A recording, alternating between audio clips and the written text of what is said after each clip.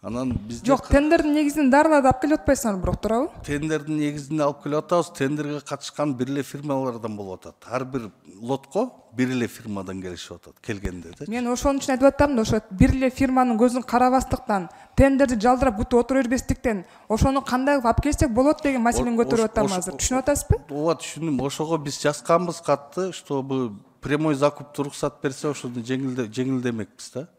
Түздөн түз сатып алуу болсо. Мен кошумчалап коеюнбу? Биз жанагы ушундай көйгөйлөрдүн бар экенин эске алуу менен Саламаттык сактоо министрлигинин алдында Кыргыз фармация деген мамлекеттик ишкана түзүү боюнча биздин долбоор министрлер кабинетине кирди. Азыр ошол жерде бул ар бир министрликке жөнөтүлүп, анан мындай тактоо иретинде турат да. Эгерде ушул ишкана ишке кирип калса, ошол завод өндүрүүчүлөрдөн түз алып, анан арзан баада биз баягы ушундай көйгөй болбойт эле деген максатта түзүп атабыз. Болуп калса, сиз айткан механизмге жетишип калабыз.